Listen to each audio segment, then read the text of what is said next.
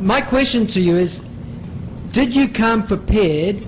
Wait, did any of those other members who are going to speak or have spoken come prepared with action steps that we can take away and we can do, letters we can send? Thank you, that comes across. Thank you. Yes, Sue, your answer. Probably the first thing I would recommend is you write to the Governor-General of Australia. What? Kate, thanks, love. And to your local member, all the documentation's there for you. Write and say, I know this is happening. It is not my will as someone who voted you in that this happens. I want this changed back to this proper structure. That's probably your first step you could say. Well done. Your question, please. Thank you for the presentation. My question is, are all political parties not got an ACN number, and do they not have a foreign owner? Thank you. I believe that may well be the case. G'day, thanks for the presentation, it was great. Do you have an organisation? We have a private organisation, we started a group called Farmers Landowners Rights in Australia, FLORA, which was when we were really looking at the issue of the land. Since the Constitution things come in, we don't have a group as such, but we're certainly working on a website, so the information will be out there. Okay, so if you want to leave your name and address, I can pass on when it's done. Peter Sanderson, thank you. Have you investigated the legality of a sovereign nation taxing a colony, Australia, without a people's referendum? That's actually something that's been... I know some of the researchers are starting to brain in different directions. I've been concentrating on a lot of council things, but that's been a question that's been asked. And actually, I would guess the short answer would be that it wouldn't be legal because we haven't agreed to the whole structure in the first place. Yep. Thanks very much. So, yes, your question, sir. So, could you briefly outline the nature of the case that you're putting before the High Court? Yes, the most particular one is a lady called Mrs. Burns. Mrs. Burns was a policeman's wife. He died in the course of duty. At a later date, she wanted to retire on a little bit of land they had. That land was in an area that had been investigated for a wildlife reserve for, the pink sulphur-crested wombat or something. Quite a bit of the land around it had been set aside for that particular animal. The other land had been subdivided. Her land was the only land left that had no issues with the animal.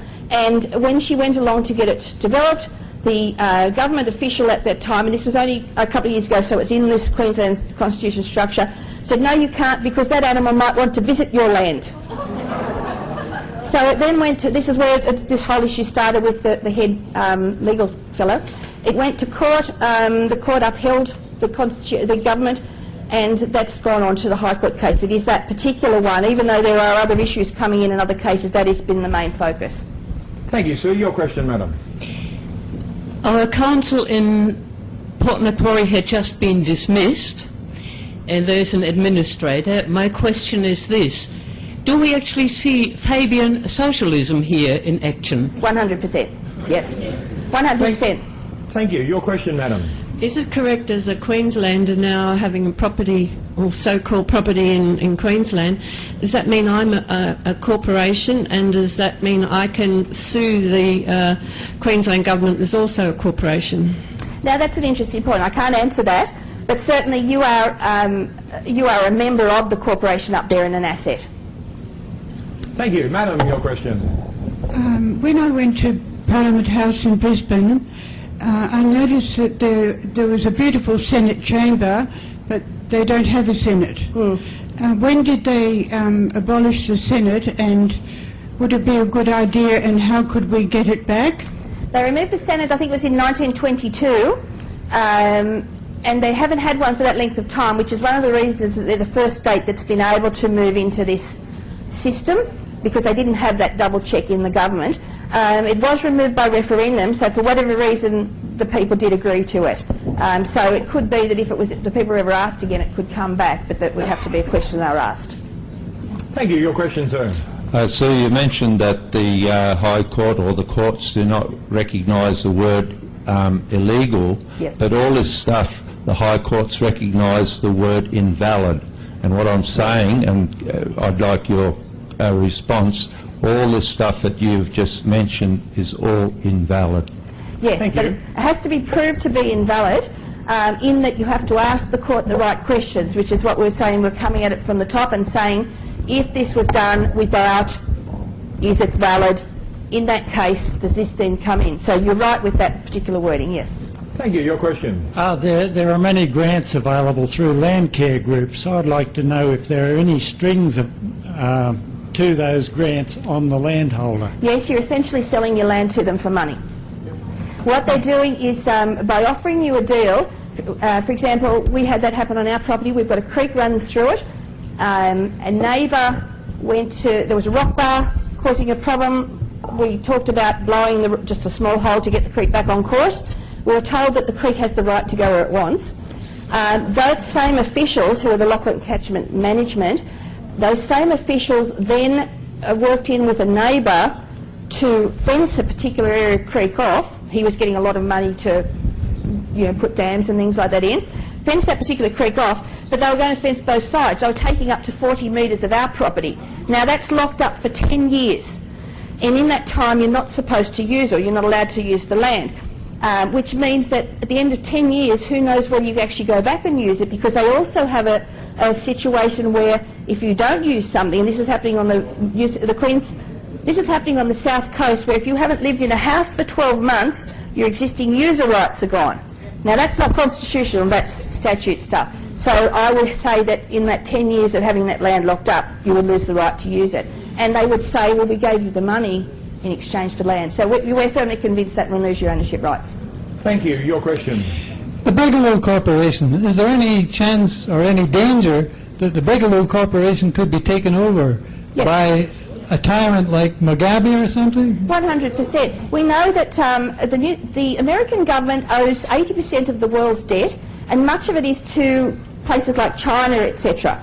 Now, the thing is, if the Queensland government is now borrowing on the improved value of your land, etc., and start borrowing huge money, someone's got to pay some of it back, or if it's for a shareholding structure, shareholders have got to be paid.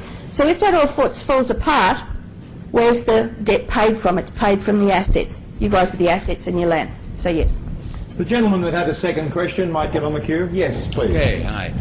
Back in the States, the issue of environmental issues is being utilized to give reason for the state to confiscate lands. As an example, there was a case where a guy who lived on a flat area, and after a rainfall, the state declared that if you had a 10-foot by 6-foot, something like that, 10 feet by 6 feet area of water that remained standing for more than 24 hours, they could declare your land a wetland.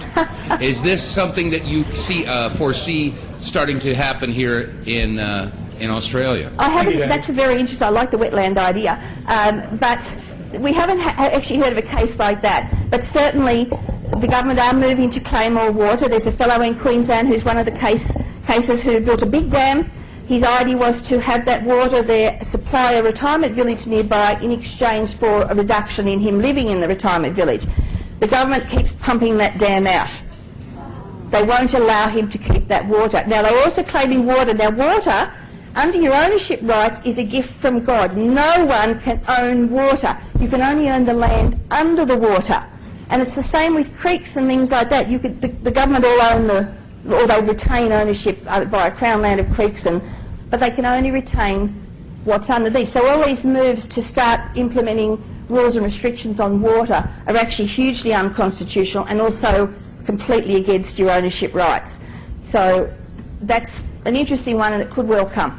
Thank you, madam. Your question. Yes, indeed. Could I ask you, have you read the full history of the Fabian Society written by Ray Matthews, a politician, a Labor Party politician? And if you haven't read that book, it's called Australia's First Fabians, and if you haven't read it, please get it and read it, and it'll explain all you've talked about. You said it, that's fine. Thank you. Yep. So, your question, we make this the last one. Thank you. Madam, Sue, are you or any of your organisation aware that all of the senior politicians, all of the courts, all of the governors and the Governor-General, and when I say all the courts, all the way up to the High Court, Masons? have sold out to and are being engineered by the organisers of the New World Order, the Illuminati? Yes, we're completely aware of that. Obviously we're not going in that direction to study it completely because this has been such a focus, but there's a lot of information coming on the side, and we're very aware of that. We're aware that Bob Hawke received an award from the Fabian Society for his work towards removing private land ownership. We're aware that Gough Whitlam conducted a study called Royal Commission into Land Tenures headed by Kerr, and that actually proposed that all land remain in government ownership and that the people only be allowed to live on the land. We're aware, yes, we are aware of all that. This plan is an international plan to remove our common law ownership rights in Australia, to put us into the structure of government that is proposed, the civil law structure that is proposed by the UN. Yes, we're very aware of all where it's come from. Sue, you've done a remarkable amount of research in this area.